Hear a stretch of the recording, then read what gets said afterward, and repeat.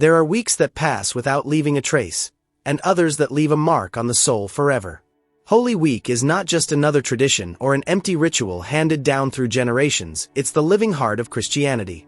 These days are not just about remembering, they're about reliving the most radical love that ever walked the earth. The love of a God who gave himself completely. This is the beginning of a journey that doesn't call for spectators, but for disciples, people willing to look at their own lives through the lens of Jesus' passion, death, and resurrection. What is Holy Week? It's a call to real conversion, to selfless service, to love without limits. It's not about going through the motions or following customs out of habit, it's about entering the mystery with a soul wide awake. In this video, we're going to explore the deep meaning of each day and how we can truly live them with authenticity, letting go of spiritual routine and opening our hearts to silence, forgiveness, and reconciliation. This week isn't meant to be watched go by, it's meant to transform us from within. Palm Sunday solemnly opens Holy Week. It's a day that blends the joy of the people with the looming shadow of what's to come. On this day, we celebrate Jesus' entry into Jerusalem, riding on a donkey, while the crowd lays down cloaks and waves palm branches, shouting enthusiastically, "Hosanna to the Son of David." This image is profoundly symbolic. It's not just a historical scene, it's a spiritual truth that still speaks to you today. How do you respond when Jesus draws near to your life? Jesus enters Jerusalem as a king, but not like the powerful ones of this world. He doesn't arrive surrounded by horses, swords, or displays of military might. He comes in meekness, riding a humble animal, with no weapons, no cries for war. His glory is not about domination, but service. His reign is not forced, it's offered. And that makes people uncomfortable. Because so often, you and I expect God to show strength, to bring immediate victory, to overcome problems with visible power. But he doesn't respond that way. He chooses a different path, one that demands we see with the heart. That contrast is crucial. The same crowd that cries, "Hosanna," at his arrival will shout, "Crucify him," just a few days later. What changed? Their expectations. When Jesus didn't fulfill what some had hoped for, a political messiah, a worldly liberator, they turned on him. And that temptation is still very real. Sometimes you cheer for Jesus when life is going well, when you feel comforted, when your prayers are answered quickly. But what happens when the cross appears? When God is silent? When you don't understand his will? Do you still follow him? Or do you walk away in indifference or doubt? Palm Sunday doesn't just commemorate a historical event. It invites you to look within, to recognize how easy it is to praise Jesus when he aligns with your desires, and how hard it is to stay faithful when he asks for surrender, silence, or patience. That's why this day is a call to true discernment. What kind of follower of Christ are you? Are you part of the crowd that applauds when there's a spectacle, or are you a disciple who stays close when the light fades and the road darkens? The palm processions, held around the world, aren't just colorful traditions. They represent your inner readiness to receive the Lord. But lifting a palm branch isn't enough. The gesture must be accompanied by a sincere heart. The palm is a symbol of victory, but also of struggle. Because following Jesus requires decision, perseverance, and above all, humility. He doesn't enter Jerusalem to be praised, but to give his life. And if you want to follow him, you have to be willing to walk that same path. Not the path of applause, but the path of unconditional love. Jesus didn't seek popularity. He wasn't caught up in the fleeting glory of the crowds. He knew their praise was fragile, temporary. And you? Do you let yourself be swayed by the applause of the world? Do you need validation to act with faith? Now more than ever, Palm Sunday calls you to examine your loyalty. Are you constant in prayer when there's no comfort? Do you forgive even when it's difficult? Do you serve even when no one notices? That's authentic faithfulness, the kind that endures when the hosannas fade away. And this is where humility comes in. Only through real humility can you understand Jesus' way. It's not about resignation or self-neglect. It's the mindset of someone who knows their strength comes from God, not from themselves. Humility allows you to walk without seeking recognition, without measuring your faith by what you receive, but rather by what you're willing to give. And to give, in the gospel, always means to love. Discernment is the other key. To distinguish between what merely shines and what holds eternal weight. Between the superficial and the true. Palm Sunday is a mirror where you can reflect on how you're living your faith. Are you walking with Jesus out of conviction, or only when it suits you? Do you receive him as king of your life even when his path leads to the cross? The triumphant entry into Jerusalem is, paradoxically, the beginning of the descent toward the cross. And that is the mystery, that the greatest act of love begins with a celebration that quickly turns to betrayal. But that's the nature of true love. It doesn't need guarantees or human assurances, only a willing heart.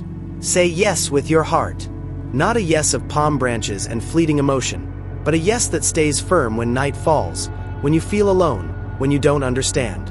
When Holy Monday arrives, the church invites you to look at Jesus with a startling intensity. He's not speaking in parables or healing the sick.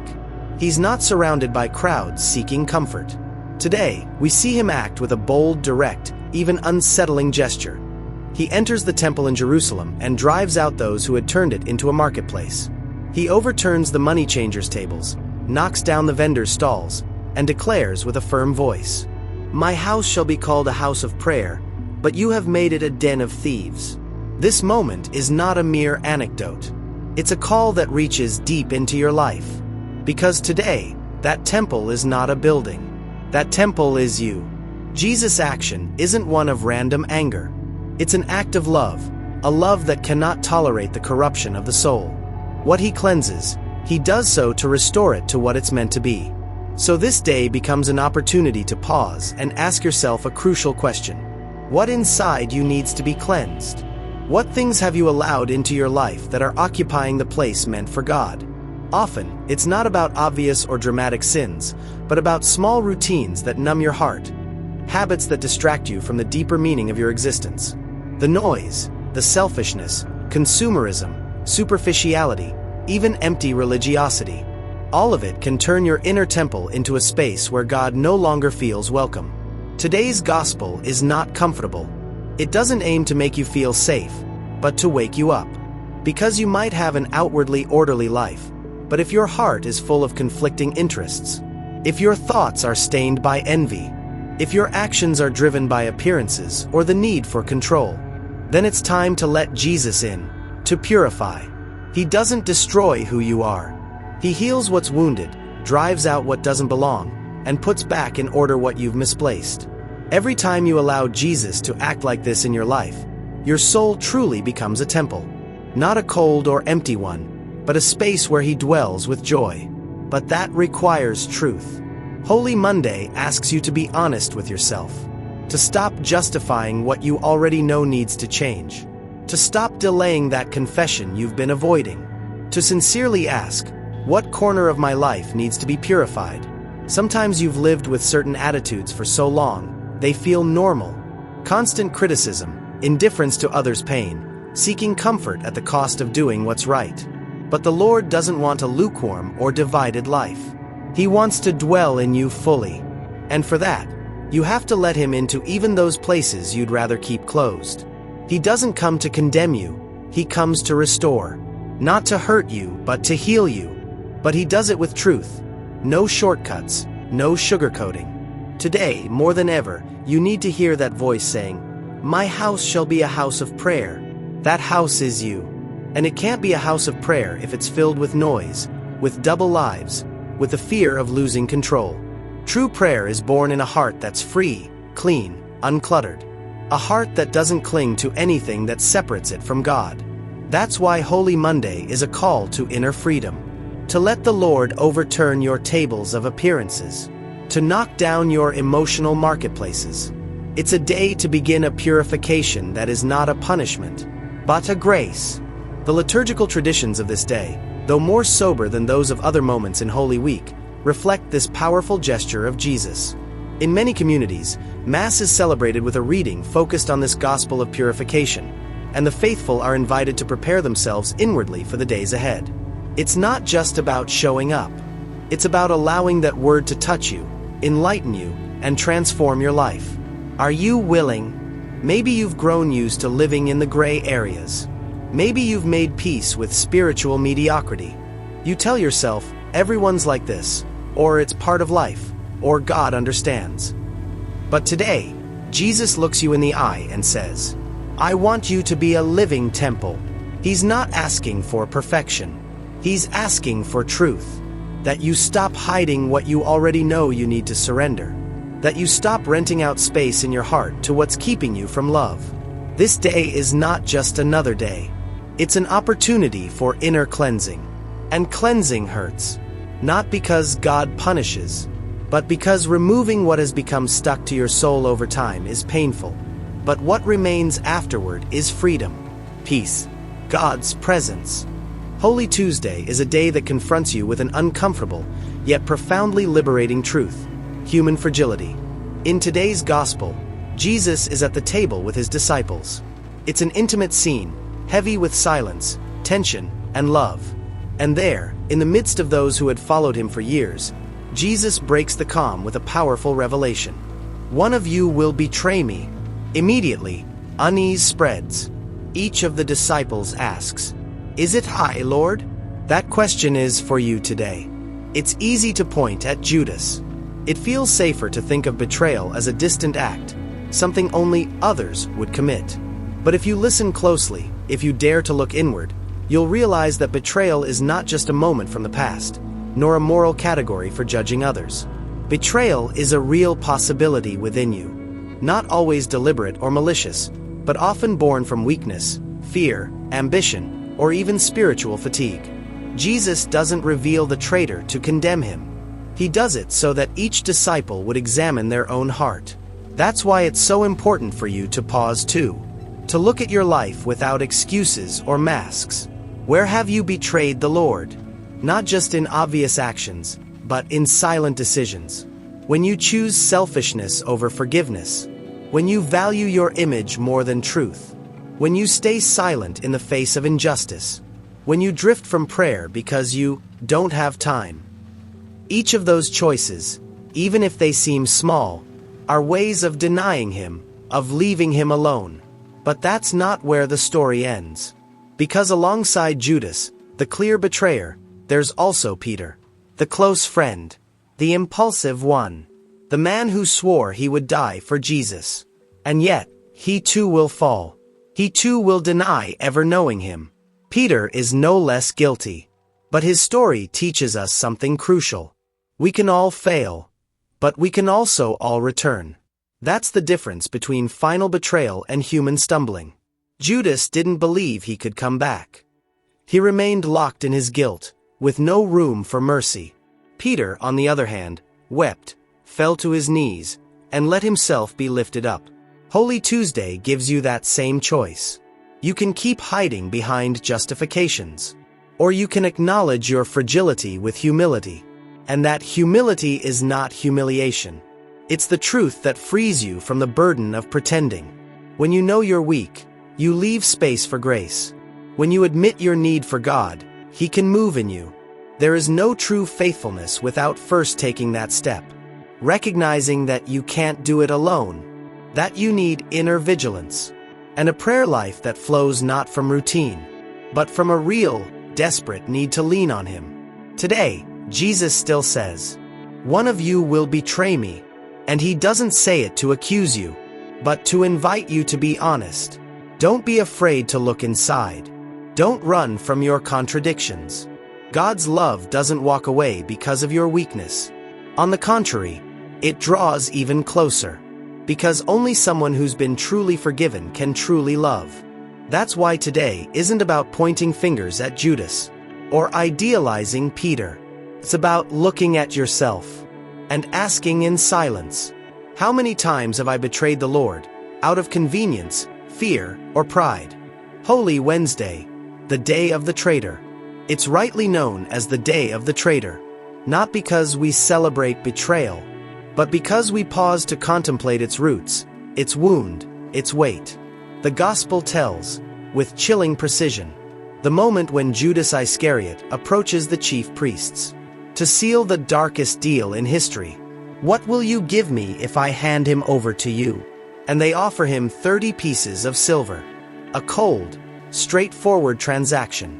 A price set for a life. And not just any life, the life of the teacher, the Son of God. Your life. This scene shouldn't be read at a distance. It's not just a historical account of someone else's betrayal. Judas isn't as far from you as you might think. His decision, though extreme, reflects something we all carry within. The temptation to trade what is sacred for what is temporary.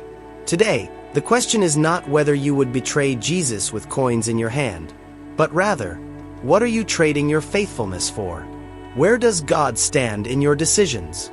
What are you choosing in His place? Maybe without even realizing it. Holy Wednesday is a direct invitation to bravely examine your own selfish choices. It's not about living in guilt, but living with clarity. Judas didn't become a traitor overnight. It was a slow process, a heart that gradually closed off, a conscience that slowly dulled, a faith that turned into calculation. Has that happened to you too? Have you noticed how sometimes you justify what deep down you know is wrong? How you silence that inner voice? The one that discomforts you by demanding more truth, more surrender, more integrity? Your conscience is a sacred gift. It's where God speaks to you in the deepest part of your soul. But that voice can be drowned out if you fill your life with noise, distractions, and convenience. That's why this day is so important, because it calls you to be still, to ask yourself, what is the price of my loyalty?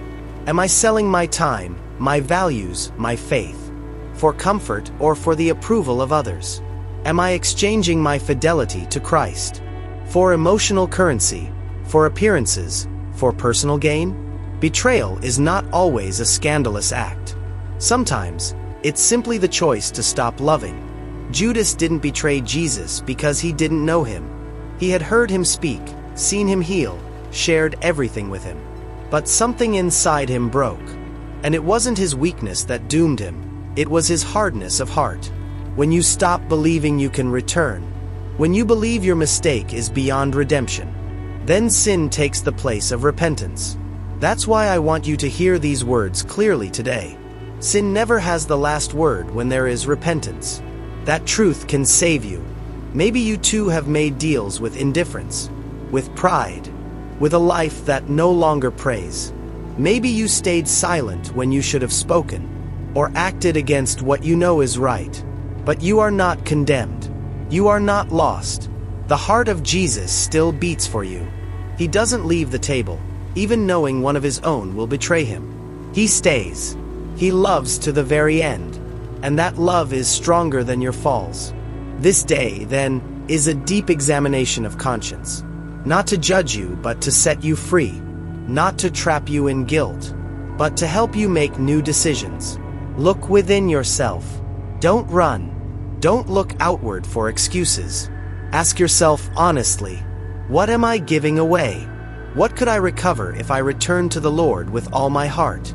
Holy Thursday, a sacred day that cannot be rushed. On this day, God's love takes on a concrete, visible, humble form. And it doesn't come down from heaven, it begins from the ground. Jesus, knowing that his hour has come, kneels before his disciples and washes their feet. He does it in silence. No grand speeches. No conditions. He washes even the feet of the one who will betray him, of the one who will deny him, of those who will flee within hours. That gesture is not just symbolic. It's a profound declaration of what it means to love. When love is real, it kneels. It serves. It lowers itself to meet the other where they are. Love that doesn't kneel is not Christian love. That same day, at that same table, Jesus institutes the Eucharist. He takes the bread, breaks it, and gives it. He takes the wine, blesses it, and offers it. And then he says something unforgettable. Do this in memory of me. He isn't simply asking for a ritual to be repeated. He's inviting us to live a way of life, to be broken, to be offered, to be given. Every time you participate in the Eucharist, you're not attending a mere remembrance. You're stepping into a living reality.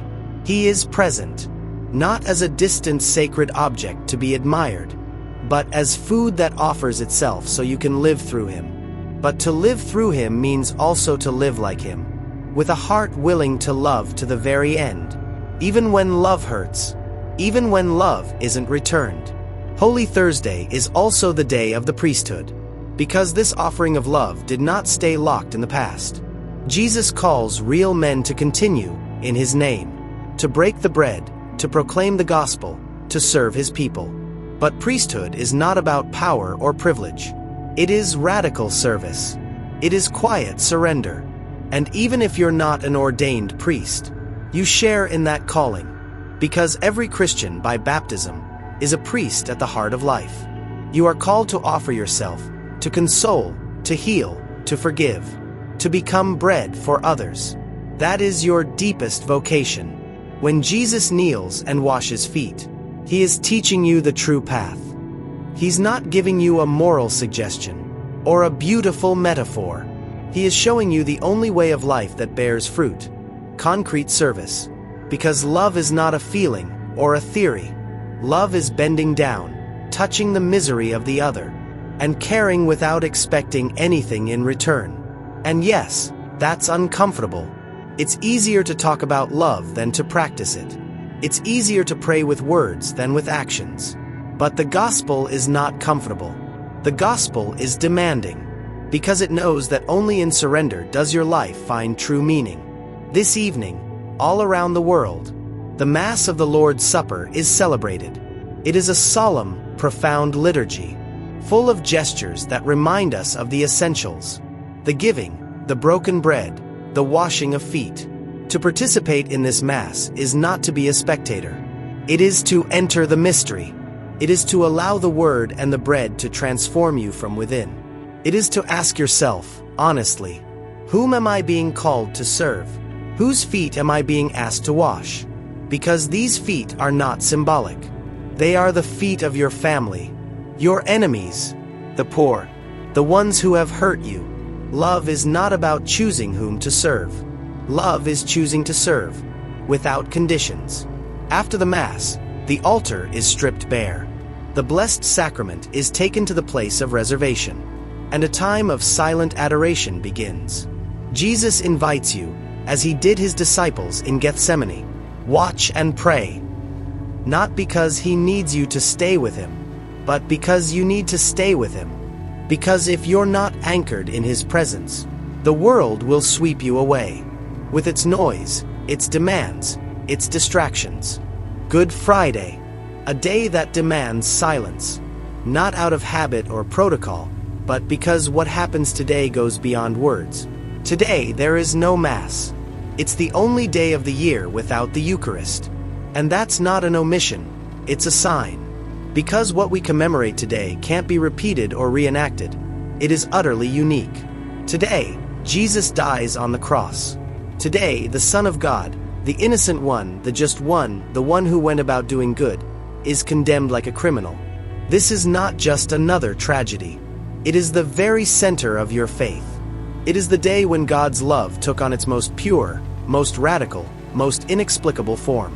That's why we fall silent, because no speech can capture the depth of that love. The Church clothes itself in sobriety. The bells go silent. The altars are bare. There is no Gloria, no Alleluia. Everything invites recollection. And it's not a desperate mourning, but a silence filled with presence. The kind of silence that comes when you witness something so immense, you dare not name it. On this day, you too are invited to stop, to look at the cross, not as a decoration or another religious image, but for what it truly is, the living proof that you were loved to the very limit. Jesus did not die because someone forced him. He chose to give himself. He did it for you, not for some vague humanity, but for your concrete life. With your wounds, your doubts, your resistance, your thirst for meaning. The liturgy of this day has an austere beauty. The gospel of the Passion is proclaimed, and then the cross is adored. But we do not adore violence or pain. We adore the one who went through it all out of love. To adore the cross is to confess that you believe in a God who did not stay distant from human suffering, who did not look down on the world's injustices from above, but carried them on his shoulders. And he didn't respond to hatred with more hatred. or to evil with vengeance. He responded by forgiving, to the very end, even from the cross. With a voice trembling from agony, he said, "Father, forgive them, for they do not know what they are doing." That sentence is not ancient history. It's now. It's for you. Because you too need forgiveness. And he doesn't withhold it. He offers it freely, with no reservations. Good Friday doesn't invite you to empty sorrow, but to deep contemplation. It's not a day to fill with activity, but a day to make space for what matters most. Participating in the stations of the cross.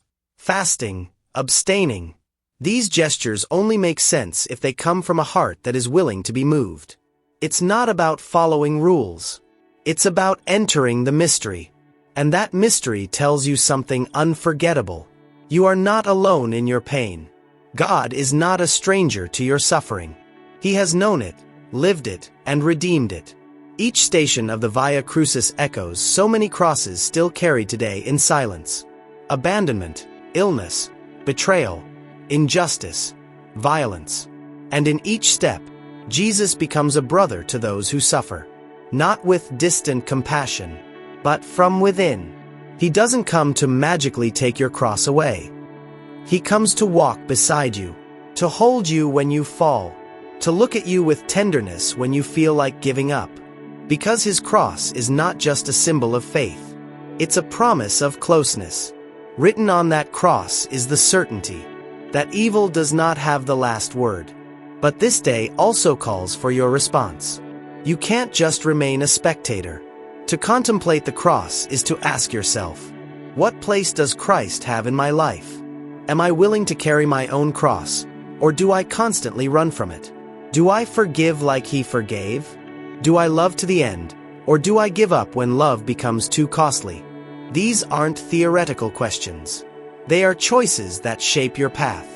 The silence of Good Friday is, in truth, God's clearest voice. He doesn't speak with words. He speaks with his surrender. Holy Saturday, the day when everything seems to be over. There are no miracles, no words of comfort, no visible signs. Jesus is in the tomb. The Son of God has died, and his body rests in a sealed grave, wrapped in linen and silence. To the eyes of the flesh alone, this is the day of defeat. The day when promises seem broken, when faith feels like it was in vain. But for you, called to live by faith and not by sight, this is the deepest, most mysterious, most necessary day. It is the day of great silence, but not of absence. It is the day of waiting. And to wait, in a world that wants everything instantly, is a revolutionary act. Today you don't see Jesus healing, or teaching, or rising just yet. You see him still, motionless in the tomb. And yet the church does not despair. She has not forgotten. She has not given up. She keeps silent, but it's a silence that hopes, a silence that believes, a silence that loves. Because hope does not feed on proof, but on trust. And this is where you come in that place where everything feels lost. In the moment when your life feels stuck, with no answers and no clear way out. Holy Saturday whispers to you, not everything has been said. God is still at work, in the hidden places. This day also belongs to Mary. She is the only one who, in the midst of unbearable pain, does not lose faith. She does not need to see. She does not need to touch. She knows. And her knowing does not come from intellectual certainty, but from a heart that has learned to hold, to trust, to remain firm when everything falls apart. Mary does not run away. She does not demand explanations. She does not panic. She waits. And her waiting is not passive. It is a pure act of faith.